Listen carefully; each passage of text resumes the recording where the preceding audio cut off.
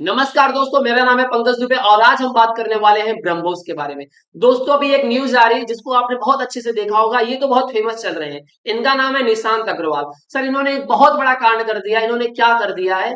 ये भाई साहब ने पाकिस्तान आईएसआई एजेंसी को हमारे ब्रह्मोस मिसाइल के एकदम कॉन्फिडेंशियल डिटेल्स इन्होंने क्या कर दिए, शेयर कर दिए। वाह भाई साहब। अब क्या हुआ भाई साहब, 2018 में इनको अरेस्ट किया गया, इनके ऊपर मुकदमा चलाया गया। फाइनली कोर्ट इस डिसीजन पर पहुंची कि आपने जो गुनाह किया उसे हम माफ नहीं कर सकते हैं।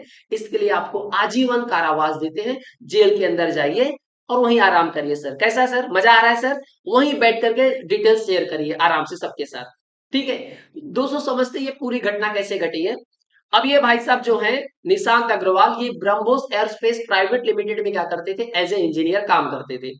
फिर ये फेसबुक भी चलाते थे। फेसबुक पे इनके दो रिक्वेस्ट आती है, दो आईडी से। एक नेहा शर्मा और एक पूजा रंजन। ये रिक्वेस्ट भेजती हैं, ये बात करते हैं, ये अदाओं में फंसाते हैं, फोटोज वीडियोज वीडियो कॉल चलने लगते हैं। अब ये दोनों किसी तरह से एनी हाउ क्या करते हैं भाई साहब, इनको क्या करते हैं, अच्छे से हनी ट्रैप कर लेते हैं। ये दोनों पाकिस्तानी एजेंट, जिनको इंडियन बताया जाता है, वो एक्चुअल क्या थे, पाकिस्तानी एजेंट थे। जो नेहा शर्मा और पूजा रंजन की आईडी से क्या कर रहे थे, इनसे बात कर रहे थे। अब कुछ ऐसे डिटेल्स है जिसमें गवर्नमेंट ने अभी तक डिस्क्लोज नहीं किया कुछ चीजों को। अब ये भाई साहब पूरी तरह से हनी ट्रैप हो गए।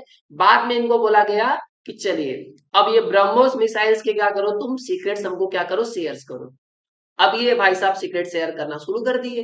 तो इन दोनों को मैं कभी कभी सोचता हूँ कि ये पाकिस्तानी एजेंट को पैसा वैसा कहाँ से मिलता है। पाकिस्तान के पास पैसा वैसा है क्या? अच्छा, पाकिस्तान को पैसा देता है कौन? चाइना। तो वहां से पेमेंट मिलता होगा। वैसे चाइना तो उसमें आ गई है, बोलेगा हाँ ठीक है मैं पेमेंट करता हूँ।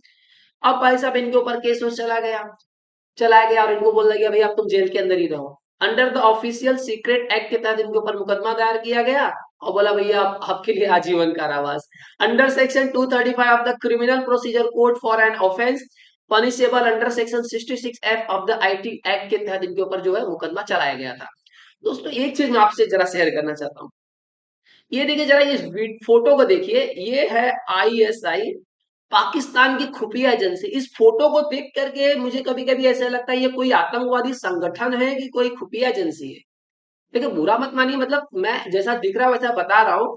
ये आप देखिए, इंडिया का देखिए, ये रॉ देखिए और आईबी देखिए, कितना साफ सुथरा अच्छा लग रहा है। ये तो मुझे बहुत कोई पाकिस्तानी बोलते हैं ना आतंकवादी संगठन दिखाई दे रहा है। हाँ, लेकिन लग रहा है तो क्या कर सकते हैं। अब दोस्तों, बोलते हैं ना, रॉ ने भी बोलते हैं ना इसलिए बहुत नजर बना करके रखी है। रॉ को पता है ये हनी ट्रैप वाला मामला बढ़ते जा रहा है, इसके लिए इस पे नजर बना करके रखना है। बहुत सारे बोलते हैं हाई प्रोफाइल लोगों के ऊपर ये बोलते हैं हनी ट्रैप की प्रॉब्लम होती है, जैसे बांग्लादेश में आपने सुना एमपी की टन टन टन। तो रॉ ने सोचा कि भैया अगर ये हो सकता है तो पहले से ही हम लोग क्या करते हैं, इस पे ध्यान देते हैं। तो जो हमारे कुछ गवर्नमेंट एम्प्लॉइज है, जो पॉलिटिशियन है, जो इसकी वजह से बोलते हैं ना सरकार के ऊपर दबाव पड़ सकता है।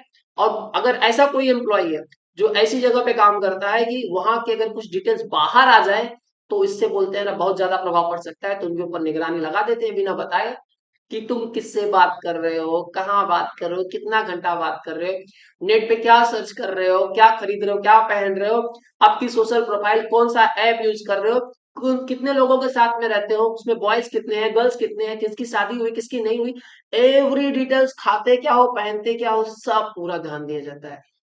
फिर उन्हीं से डिसीजन लिया जाता है कि भाई साहब ये राइट ट्रैक पे है कि गलत ट्रैक पे चला गया। गलत ट्रैक पे चला जाता था और आपको पकड़ लेते, भैया साइड में आ जाए तो क्या कर रहा है।